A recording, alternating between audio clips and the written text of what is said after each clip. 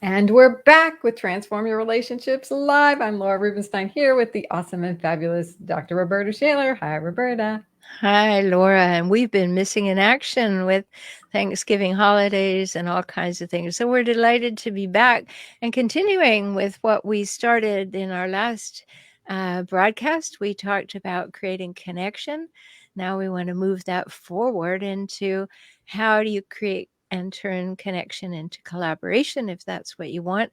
And if you're in a romantic relationship, you want it. You do, because the opposite or the antithesis of collaboration is competition. And you don't really want that in a relationship. No, Although no, I no. sense that there is a lot of competition in some relationships. So we want to dive deep into that. What is this collaboration process that we can bring into relationship? How do you define that? Well, I think it is defined by what I say are the three must haves of a healthy adult relationship, any healthy adult relationship. And that's that it has equality and equity, reciprocity and mutuality. So if we want to create collaboration, that means that we're going to have those three things. They are going to be the basis of our relationship, and that will allow us to collaborate on wanting one another's best interest, for instance, or wanting to feel like someone can trust us and we can trust them. So we need to move to collaborative things, because the competition, you can just feel it in your body when someone's saying the words like, yes, let's do that, we, and you can feel it and they're going, what's in it for me? How can I get more than the other person? And you can feel that. So we have to be really aware of that. Yes. And when it's so subtle and we're so used to buying into other people's stories that if we're not careful, we could fall into the trap of like, this isn't collaborative, this is dictatorial, this is competitive. We've set ourselves up for competition. Mm-hmm. So what might be some key identifiers for collaboration versus competition?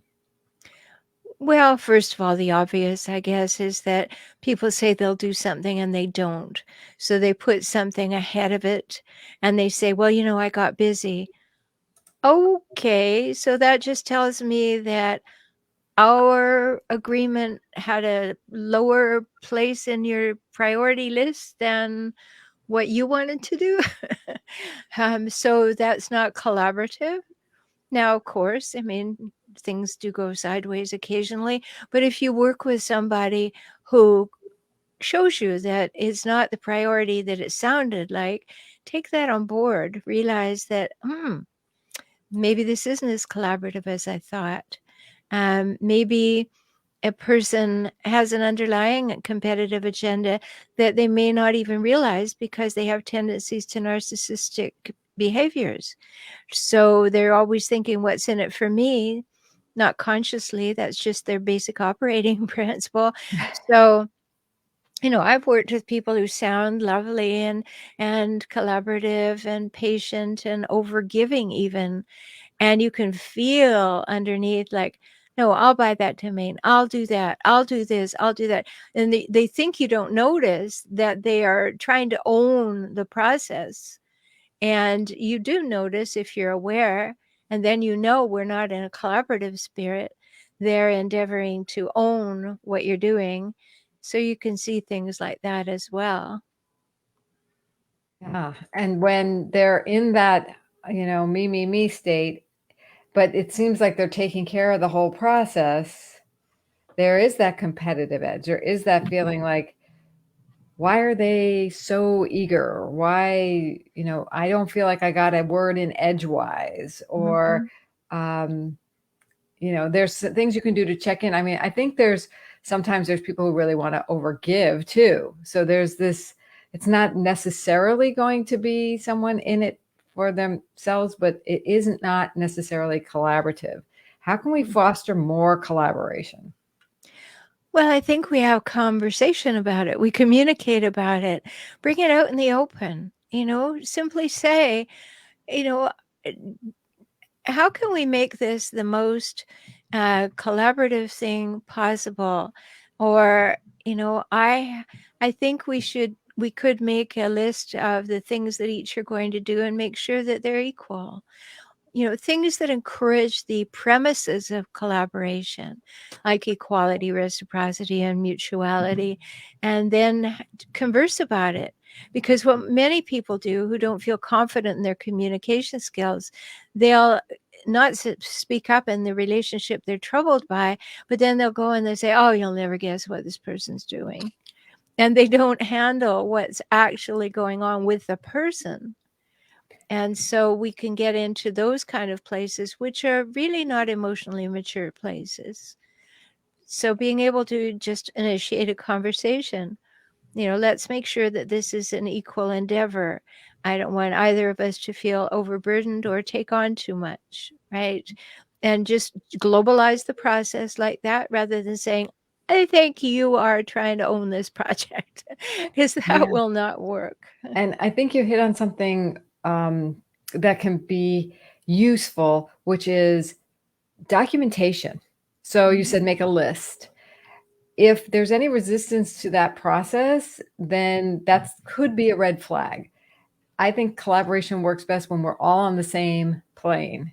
And to get on the same level plane, on the playing field, if you write it down, first of all, you have to think through it a little bit more clearly. Yeah. And then it's in writing, right? It's like we can both go back to this document and tweak it and work on it together. And that's what you want. You want it to be like a Google Doc that both have editing access to, and Right. both are able to connect to and have equal input on, and then evaluate for its equality versus saying, oh, no, that's okay, I'll just do all of this. And then that might not feel right to the other person. And that's your opportunity, if you're the other person, to say, well, I don't feel right about this. I want it to be equal, and I need to see it on paper, right? So, or on a digital space. Well, anybody who's not willing to put it on paper is a red flag to me anyway, because they mean they want it to be movable. They want it to be they can manage the process the way they want to. Perhaps, I mean, not everybody wants to do that, but so many people just think, oh, I got it all in my head, I don't need to write it down. But when you're collaborating with someone in the workspace, which is basically what we're talking about right now, we need more tools like that. Sometimes you even need them in your personal collaboration with a partner or your parent or your sibling, because once it's in black and white, then everybody goes, ooh, I can't fudge it. The words are on the page, and that's often important too. I Yeah. often have couples and say, you're not collaborating, you're competing with each other. We need to have some ground rules, and we need to have them signed by both of you. And so that we can say, I'm living by the agreement, as opposed to you're not. But, in the agreement, it suggests this, let's do that, is a much more positive thing to do than to say, why did we bother writing this agreement? You're not doing it anyway. We always want to be moving our communication forward in the best way, as opposed to the finger of blame, right? So when we have a document, even in a romantic relationship, a husband-wife partnership relationship of any kind that is tight and long-lasting or intended to be, sometimes it just clarifies everything. When I work with clients and I know that their relationship is really troubled, there are ground rules and they have to agree. And, you can see the wheels turning, like, oh, I'm accountable now that I've written that down. Yes, you are. And it helped. I think it could be a tool for those couples who want to move towards evolving their relationship to more collaboration.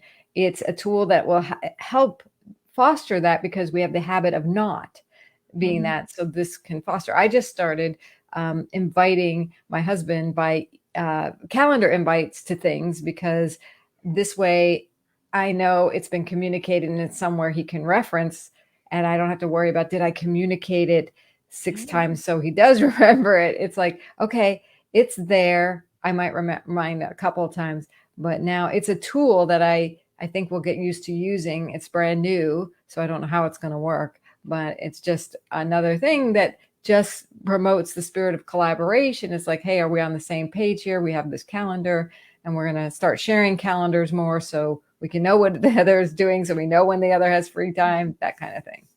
Yeah, and that also in a primary relationship removes one of the ways that we get into a parenting relationship with our partner. Like you just said that. You don't want to be reminding your partner over and over and over. You start to sound like their mother. Right.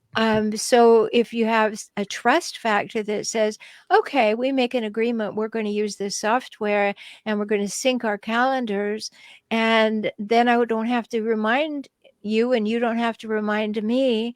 And yes, there'll be some wiggle room in the beginning because people will forget, but committed to the process, that will work out really well, and it will remove that nag factor Mhm. that sometimes comes up, right?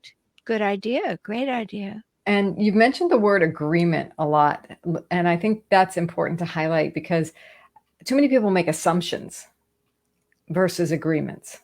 And I Mhm. think if we keep, I heard this quote over the weekend. It's like better to make agreements than assumptions, or assumptions. I don't remember the exact quote, but it was the difference between when you put something together that both parties can agree to, and it's in writing in one way, shape, or form, whether it's a list on a refrigerator, on a countertop, on a computer, a calendar. It's an agreement, and we're clear. We can Yeah. reference it. We don't. There's no ambiguity. There's no manipulation of it, and it just makes everyone relax a little bit more. Yeah, absolutely. It relies on a process rather than on the neg factor, because one of the things that happens, particularly in close couples relationships, is that we just get fatigued having to tell our partners over and over, and the partners being told over and over wants to be trusted. And the reason we tell them over and over usually is because they can't be trusted, because they've come to rely on us taking care of them. And then we remove that factor of equality. And as soon as we do that, relationship troubles begin. Yeah. And then it's frustrating instead of freeing. And I think the structures that we're talking about, the agreements, the lists, the calendars, whatever works for you, actually allows for more freedom and just being related, and Mhm. knowing that there has been some level of communication clarified. And I think that's a lot of collaboration, is making sure your communication Oh, was yeah. received on the other side. Yeah, I think that's the difference. I make this distinction between communicating and communication. A communication is an email, a text, a poster on the wall. Communicating is sending something, having the other person r- recognize that they've received it and letting you know and getting back to you. Then we have a two-way street. Communication is push it out, but communicating is the tennis game, back and forth. And I've been talking a lot with clients recently about your communication should be like a relaxed game of catch or a agreed upon rally in tennis. Nobody's trying to catch the other person out. We can trust that nobody's trying to smash you in the face with the ball. All of those things we want our communication to be, our communicating to be like we would play catch with a 7-year-old. We want them to catch it. We want them to have that success. Let's do that with our partners too, by communicating in such a way that they can catch it and it doesn't hurt them. I find that a curiosity approach in communication really works well for me. It's like I'll ask a question, like at breakfast, could I have one of your pancakes, or can I have a pancake? And this morning he said yes, but he didn't realize it was, and I didn't realize there was a miscommunication, in the sense that there were three pancakes on his plate, and I thought that was all that was left in the refrigerator. So I took one, and he goes, "There's more in the refrigerator." I'm like, "Oh, I didn't realize that." So put it back on his plate and got one. But it was playful. It was curious. It wasn't like he was mad at me for taking his pancake. Yeah. So because that could have evolved into you know in another type of dynamic of a really sense of resentment. She's eating my food. Yeah. And I think too in that case, a prior question, a prefacing question is, "Are there more pancakes?" would be Yeah, I a didn't even think curious about it though. question. Sometimes, yeah. I Yeah, because he's always finishing up the leftovers, right? So I made that assumption, right, and we had to jostle around, and so it's not going to be perfect. We're not always going to think of the right question to ask, but right. the mindset is always curious. So he kept one with me, and I kept one with him, and we got to the place through bumping up against different realities, right? My reality was there was none in the so I thought in the refrigerator, and his was there's more in the refrigerator. So why Why do are you you? want the ones on my plate? Yeah, But I you think know. there's another distinction too, Laura, that goes with that one, and I remember teaching my kids this because I raised my kids alone, and I would they would make assumptions, like you say, and so I remember my youngest son, 6'5", 15 years old, and he would say things like, "Well, I just know you're not gonna let me go to that thing on Friday night." And I would look at him and say, "Do you now? Was that a question or a statement?" And he would look at me and think and think and think. And then he'd say, "Can I go to that thing on Friday night?" "Ah, yeah, let's talk about the thing on Friday night. Tell me about it, and we'll make a decision." But you start from that place, I would tell him, that already says, "I don't want to be wrong, so I'm going to assume something. And so, well, you won't let me go on Friday night." "Oh, okay." Right? Like, you've already made up my mind for me. If you're gonna gaslight me like that, okay, you can't go. I mean, you've Mm. already decided you can't go. And, it took a long time because it was just that always thing, are you going to ask a question or make a statement? And there was a competition in there. Like I've got to be right about this. So Well, it. he's kind of hijackal so he did have to be right, and it was a big, learning and a big change in the communication when he stopped making assumptions and asked a question, Mhm. because his assumption would come as a statement of, this is the way it is. You won't let me go on Friday night. Okay, I won't then. I guess we had this conversation in some other planet and you have decided this. And of course, when I talked like that to my kids, it was like, oh, mother, but um, that's just a good example. Yeah. Like, ask a question, don't make a statement.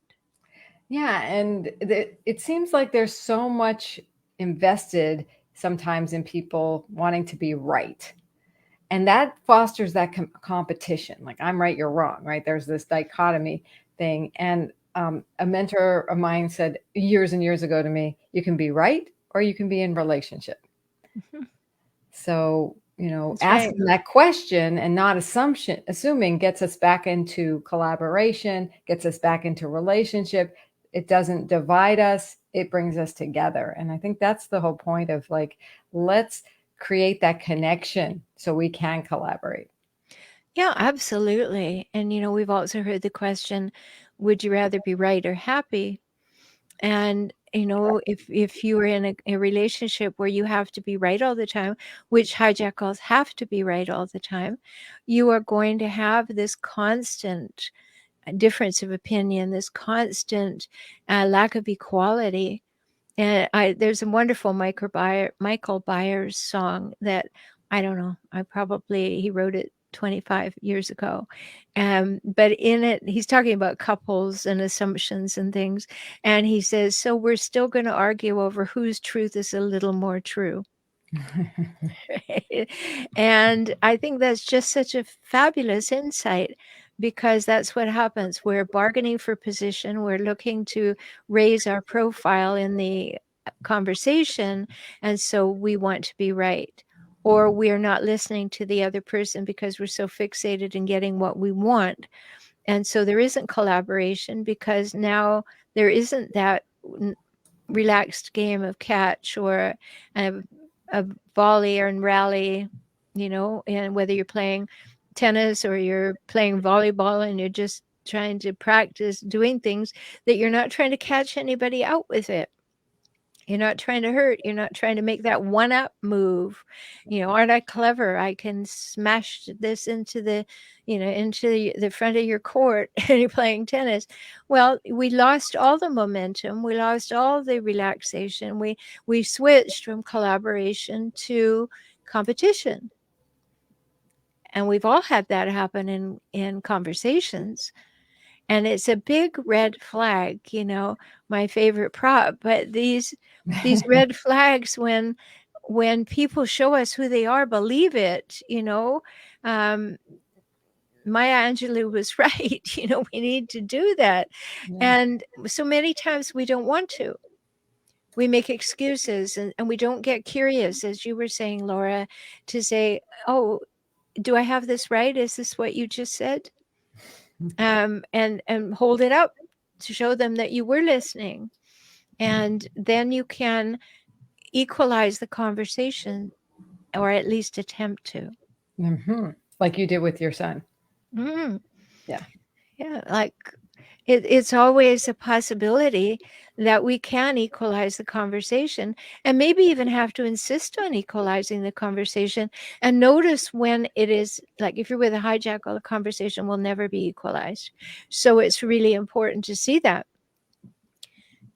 Who cares on the small stuff? You want Thai food this week and I'll have Chinese next week.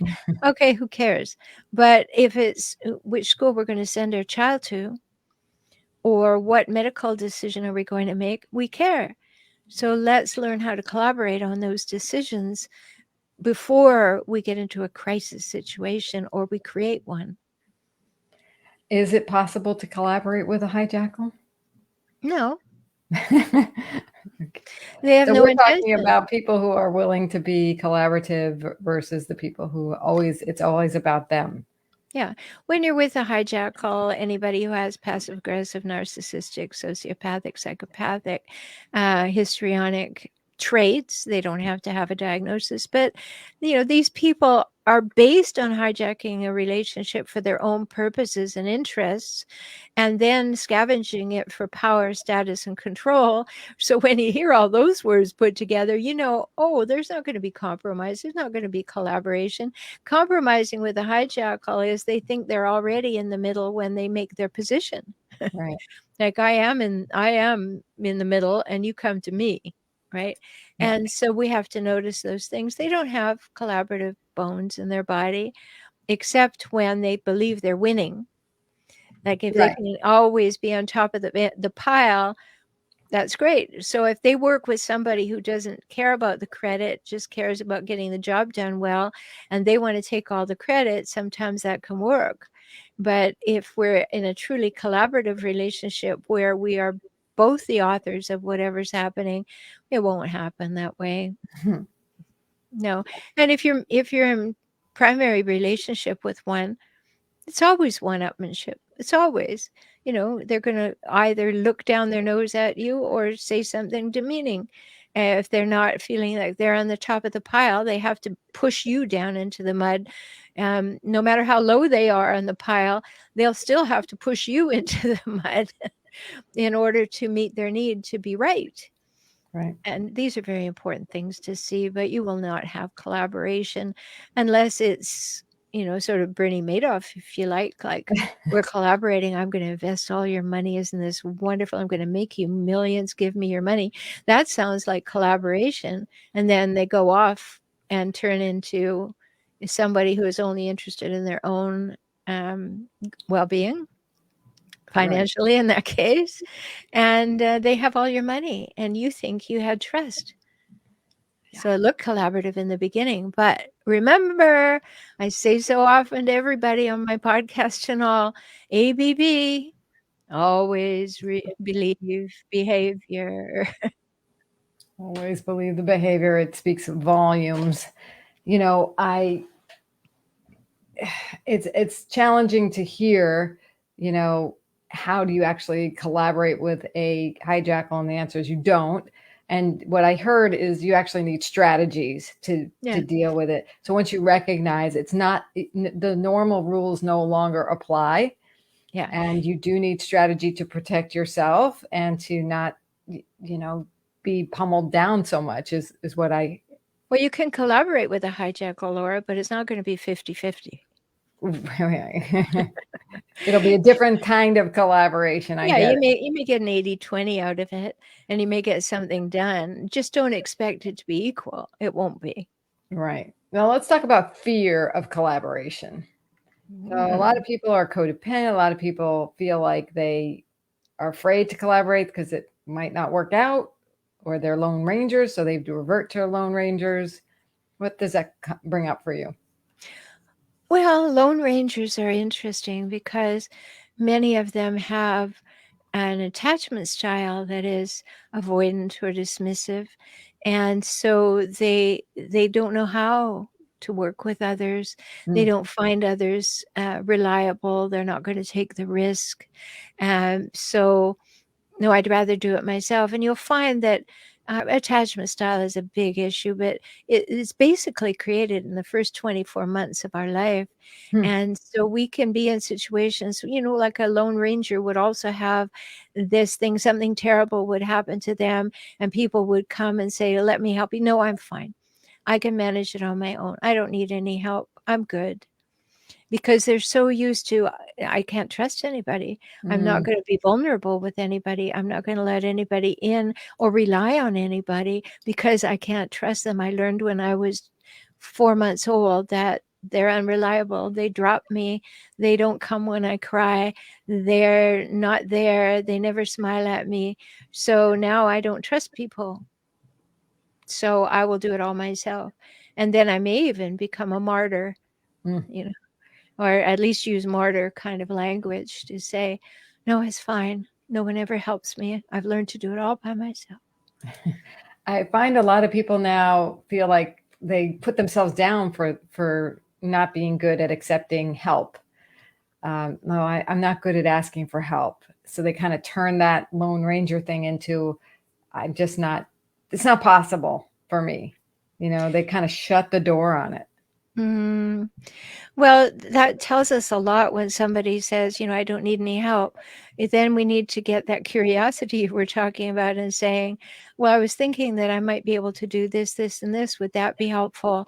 And allow them to generate something that feels safe, that they would allow for that. But if they're totally shut down, then when they complain to you that they ended up doing it all by themselves, a good thing to say is, "Yeah, that's unfortunate because I demonstrated my willingness to help." Right. And to remind them that they didn't have to, but they chose to. Right. So those Lone Rangers, yeah, they need to know that they're choosing it versus, Mhm. and it's hard to get out of these habits of like, okay, well, I'm used to doing it on my own. I do it well myself. And if I bring in a collaborator, it's going to make it messy, and it's Longer. not longer, and it's not going to get done the way I want it. And there's all these really good justifications. And, but then you have to live with the consequence of being exhausted, burnt out.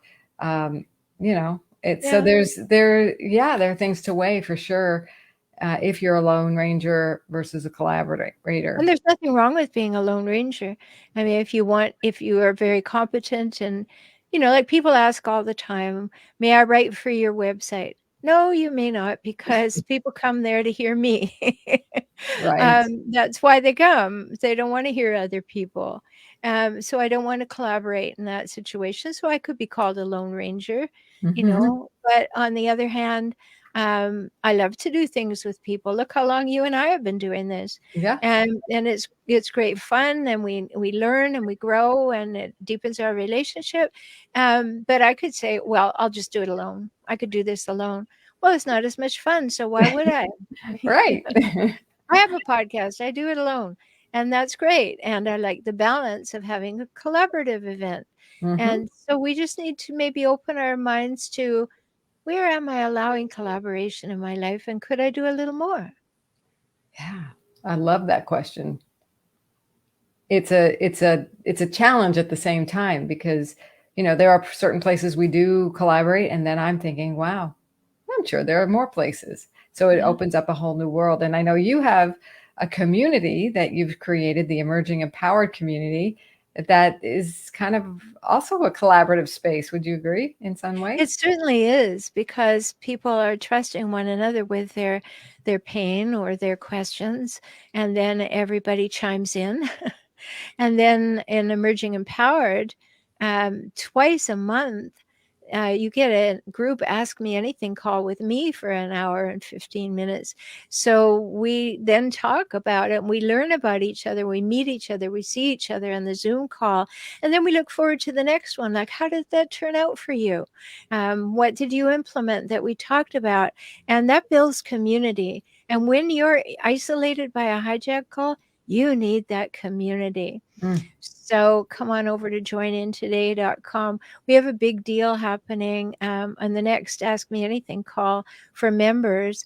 I'm doing a webinar as a bonus on handling hijackals at holidays and celebrations, because that's the worst time to ever count on a hijackal, because they have to take it over and ruin it in one way or the other. Either they insist on doing it all their way, or they refuse to do it and make you make decisions. Very, very difficult. So yeah, there's a lot there at joinintoday.com. And they can find out about that webinar at joinintoday.com. Well, no, they can't, because it's a members only thing. But Oh, okay. if they want to come, they can join in. Okay. So join and then you'll get it. Got it. Cool. Yeah, It's really important. The it's holidays on the 18th. on December 18th, Mhm. 2021. Yeah. So being able to handle hijackals in the holidays can make for a better experience to the holidays, or at least mitigate some negative experiences that you're anticipating in your mind. And I know that that can be Yeah. very freeing. Well, hijackals ruin holidays. They also ruin celebrations. That's why it's in the title. If you've had an accomplishment, something wonderful has happened to you, they will try and take credit, or they'll say they're not coming and want you not to go.